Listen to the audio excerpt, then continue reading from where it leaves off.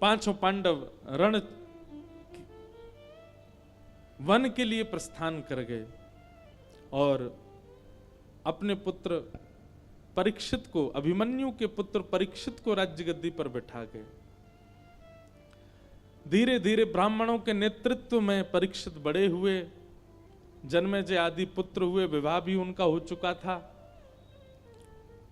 राजपाट अच्छे से संभालने लगे। एक दिन भ्रमण करते करते उनको कलयुग मिला। बहुत सावधानी से सुनो। और कलयुग किस रूप में मिला? भयाभय स्वरूप था और धर्म के 4 पैर हैं, एक पैर बचा है, बस 3 पैर काट चुका है, उस अकेले पैर को भी काट रहा है। धर्म कौन है? वृषभ, बैल। धर्म बैल रूप में खड़ा है और उसी के सामने रुदन कर रही पृथ्वी वो गौ रूप में खड़ी है। और कलयुग उसके 3 पैर काट चुका है, चौथे पैर को काट रहा है। धर्म के 4 चरण होते हैं, सत्य, दान, दया और पवित्रता। कलयुग में केवल एक पैर बचा है धर्म का, सत्य। इसका मतलब क्या है? दान, दया और पवित्रता, ये तीनों नष्ट हो चुके हैं। हम लोग केवल आडंबर कर रहे हैं पवित्र होने का, है नहीं पवित्र। हम लोग केवल आडंबर करते हैं दया का, पर दया हमारे भीतर है नहीं। हम लोग केवल आडंबर करते हैं दान का, पर दान भी हम जानते नहीं। हां, कहीं ना कहीं सत्य बचा है। आप कहोगे महाराज जी इतना तो झूठ बोलते हैं संसार में लोग, फिर कैसे कह सकते हैं कि सत्य बचा है? बोलने में सत्य नहीं है, पर सुनने के लिए हमें भी सत्य चाहिए।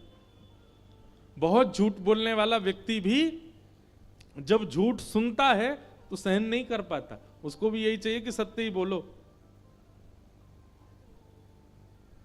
इसका मतलब क्या है? कहीं ना कहीं हमारी अंतरात्मा सत्य की ही उपासिका है, वो सत्य ही चाहती है। इसलिए कलयुग में धर्म का केवल एक चरण बचा है, सत्य।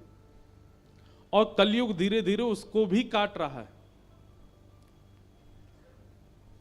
जिस दिन कथा सुनना अप्रिय लगने लगेगा, जिस दिन नियम से रहना अप्रिय लगने लगेगा, जिस दिन सुबह जल्दी उठना, सुबह उठ करके माता पिता के चरण छूना आदि आदि नियमों का पालन करना, अपने धर्म शास्त्र का पालन करना अप्रिय लगने लगेगा, समझ जाना कि अब घनघोर कलयुग आ रहा है। अच्छा एक बात बोलूं, हम आप सब लोग वैदिक लोग हैं, इसलिए हमको लगता है कि नहीं सब करते तो हैं, पर आप संसार में जाके देखो, बड़े बड़े शहरों में जाके देखो, कथा में 10,000, 15,000, 1 लाख तक लोग आ जाएंगे, पर नगर की जनसंख्या तो 1 करोड़ है। बाकी के लोग क्या कर रहे हैं? बाकी के लोग सब इन बातों से अप्रिय हैं। अगर बोर्ड डलवाए जाएं तो अधर्मी लोगों की ज्यादा संख्या है अभी भी। जिस दिन भैया हम आप सब लोग भी नहीं बचेंगे, हम आप सब लोग भी धर्म का आचरण करने वाले नहीं रहेंगे, उसी दिन घनघोर कलिकाल आ जाएगा। सूरदास जी के एक पद में ऐसा वर्णन था कि कलयुग में पहले भक्ति चरम पर होगी, फिर धीरे धीरे नीचे जाएगी, और एक समय आने पर एक ऐसा झटका लगेगा पृथ्वी को कि वह पुनः भक्ति की ओर ऊपर बढ़ेगी। अभी वही झटका लगा था, ये कोरोना काल जो आया ना, ये वही झटका था। अभी अचानक से, आप पता नहीं देख रहे हैं कि नहीं, पर हमको तो अनुभव होता है, अचानक से सब जगह भक्ति बढ़ रही है, सब जगह भक्ति व्यापक हो रही है, सब जगह लोगों में जागरूकता आ रही है, मंदिर जाने की इच्छा प्रकट हो रही है, अपने आचरण सुधारने की इच्छा हो रही है, कथाओं में आने का मन हो रहा है। परंतु सूरदास जी कहते हैं एक बार भक्ति ऊपर की ओर जाएगी और फिर एक समय के बाद जैसे ही भक्ति नीचे की तरफ आएगी फिर कभी नहीं उठेगी। भगवान ना करे वो दिन हम देखें कि भक्ति नीचे आ रही है, पर आएगी जरूर, और उसके बाद घटती चली जाएगी। स्थिति ये हो जाएगी, कथा पंडाल आदि ये सब तो बना ही नहीं करेंगे, व्यासों को ढूंढा जाया करेगा, कहां है ये व्यास, ढूंढो इनको।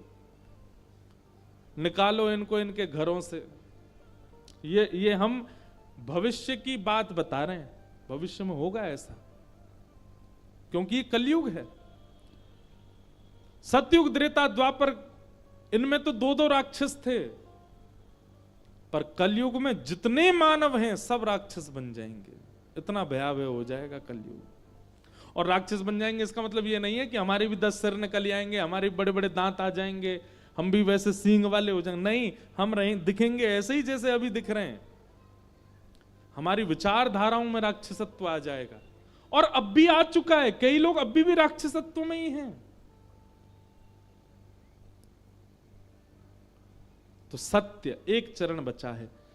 कलयुग को जैसे ही देखा, परीक्षित जी महाराज ने तलवार निकाल करके जैसे ही उसको मारना चाहा, चरणों में गिर गया। बोले महाराज मुझे मत मारो। कौन हो तुम?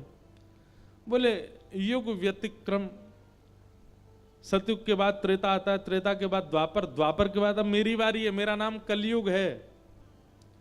परीक्षित जी बोले तुम कब आए? बोले भगवान कृष्ण जिस दिन पृथ्वी छोड़ के गए उसी दिन आ गया था मैं, और उसी दिन से मैं व्यापक हो रहा हूं।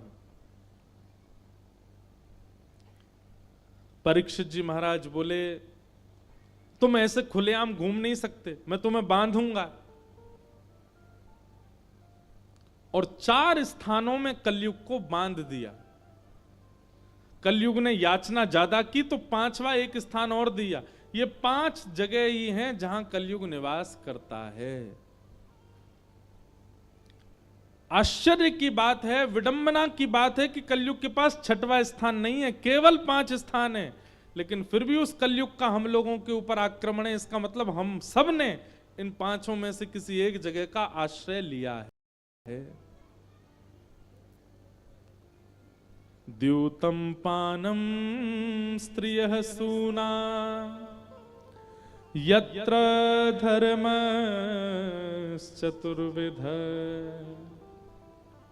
द्यूतम पानम स्त्रियः सूना, ये 4 स्थान हैं कलयुग के। सबसे पहला स्थान का नाम क्या है? जुआ। कलयुग जुए में रहता है। अच्छा देखो, जुआ से लोग केवल एक चीज समझ जाते हैं कि जो लोग पेड़ के नीचे बैठ करके नुक्कड़ पे खेलते हैं वही जुआ है। नहीं, जुआ का सीधा अर्थ लगाइए, द्यूतम का सीधा अर्थ लगाइए कि आप अपने घर की लक्ष्मी यानी कि धन का जहां भी असद व्यय करते हैं, असद स्थान पर उसको देते हैं, वो सब द्यूतम है।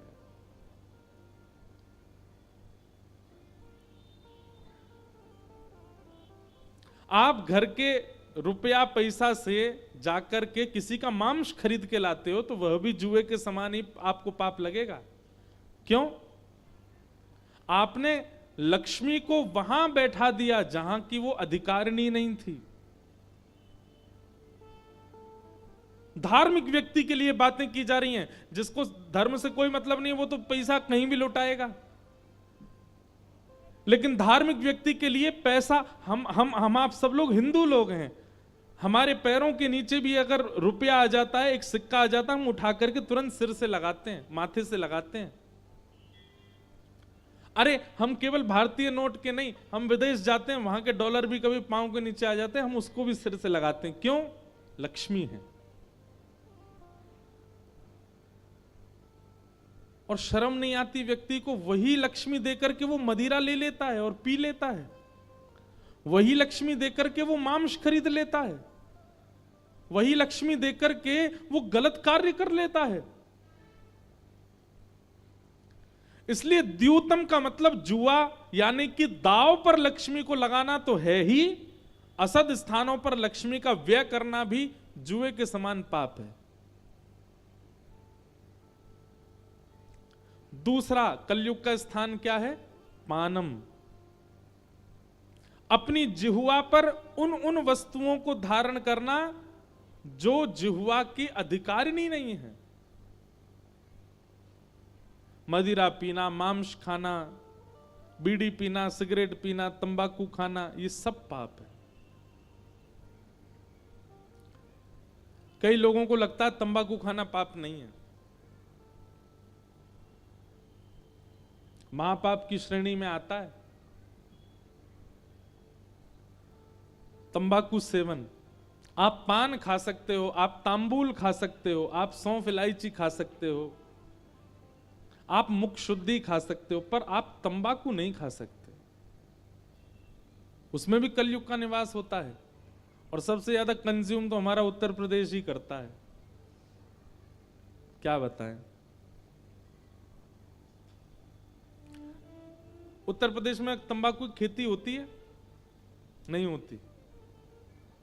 कहीं होती हो तो पता नहीं, हमने देखी नहीं कभी, पर हमने सुना है कि तंबाकू की खेती यहां होती है। होती है।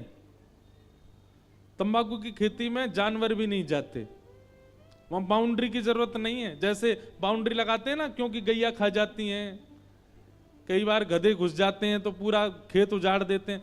तंबाकू की अगर किसी खेती है तो उसका बाउंड्री का पैसा बच जाएगा। क्यों? उसमें गधे भी नहीं जाते, उसकी दुर्गंध से गधा भी भाग जाता है। और मानव कितना रज रज के खाता है, कितना प्रसन्न होकर खाता है। धुआं उड़ाने के भी नए नए तरीके आ गए हैं। व्यसन। अच्छा, एक चीज आपने अनुभव की, हम शुद्ध क्रिया जब करते हैं, हम धार्मिक क्रिया जब करते हैं, हम संसार में सुधरने वाली क्रिया जब करते हैं तो हमारा मन भटकता ही रहता है। कथा सुनने बैठेंगे मन भटकेगा, नाम जप करने बैठेंगे नींद आएगी, यज्ञ करने बैठेंगे तो हाथ पांव दर्द कर जाएंगे। शुद्ध आचरण करने वाली जितनी भी क्रिया करते हैं हमारा मन भटकता है, लेकिन अशुद्ध आचरण करने वाली क्रियाओं में मन बिल्कुल एकाग्र हो जाता है, बिल्कुल नहीं भटकता, बिल्कुल परेशान नहीं होता। गिरिराज जी की 21 किलोमीटर की परिक्रमा में 10 किलोमीटर बाद ही पाम बोल जाते हैं सबके, भैया अब तो रिक्शा करवाए दो यार, अब नहीं चला जा रहा। हे गिरिराज बाबा, अब की परिक्रमा लगवा भैया, फिर तो मैं दूर से प्रणाम कर लिया करूंगा मैं। लेकिन वही व्यक्ति शादियों में जाके देखो, डीजे पे पूरी रात नाचेगा, बारात में उसके आगे क्या बोलते हैं उसको, बैंड के आगे नागिन बन बन के गिर जाता है। और वहां गिरिराज जी परिक्रमा कितनी भारी पड़ती है। ये कलयुग नहीं है तो क्या है कि कलयुग अपना ऐसा प्रभाव दिखाता है कि जहां शुद्ध आचरण हो वहां हमारा मन लगता ही नहीं है, और जहां भी अशुद्ध आचरण हो वहां बिना लगाए मन लगता है, वहां बिना प्रयास किए सब क्रियाएं बनती हैं। अभी कथा सुन रहे हैं तो यहां पे हमको बार बार बोलना पड़ता है, सुनो सुनो सुनो। अभी चौराहे पे लड़ाई हो जाए 4 लोगों में, जूता चप्पल उतार के मारने लगे, आदमी कान खड़े, आंख खुली, पलक भी नहीं झपकेगा, देखेगा उनको। कैसा स्वभाव स्वरूप हमारा होता जा रहा है। असद आचरण के लिए मन नहीं लगाना पड़ता। इसका मतलब क्या है? मन एकाग्र होना जानता है, पर हमको बहकावे में रखता है कि जब हम शुद्ध होने जाते हैं तो मन विचलित हो जाता है, इधर उधर भागता है। उसी के लिए कथा है। अभी अष्टांग योग आएगा आगे कथा में, उससे मन एकाग्र होना सीखते हैं। तो सबसे पहला स्थान दिया द्यूतम, दूसरा स्थान दिया पानम, और तीसरा स्थान दिया पर स्त्री और पर पुरुष गमन नहीं करना। उसमें कलयुग का निवास है। आप जब पाणी ग्रहण संस्कार करते हैं, हम भैया अपनी कथा में एक बात बहुत खुल के कहते हैं, दुनिया में सबसे बड़ा व्रत यदि कोई है तो वो है एक पत्नी व्रत और एक प्रतिव्रत। व्यक्ति एकादशी ना करे, व्यक्ति मंगलवार के व्रत ना करे, सोमवार के व्रत ना करे, आदि आदि कुछ भी ना करे, केवल जब पाणी ग्रहण हो जाए उसी दिन कसम खा ले कि अब यही है हमारी सब कुछ, इनके अलावा जो भी हमारे सामने आए नजर नीची कर लेंगे। और पत्नी भी यही सौगंध खाए कि यही सर्वस्व है, और इसी नियम का पालन करने वे लग जाएं। प्रारंभ के कुछ वर्षों में हो सकता है कि अनबन भी हो, ना भी बने, लड़ाई झगड़े भी हो, पर फिर भी पतिव्रत पत्नी व्रत का त्याग ना करें। उस व्रत की क्षमता से वो भगवत दर्शन तक कर सकता है। ये पत्नी व्रत और पातिव्रत में ये धर्म, ये बल है। हमारे शास्त्रों में कितनी कथाएं सुनाई गई हैं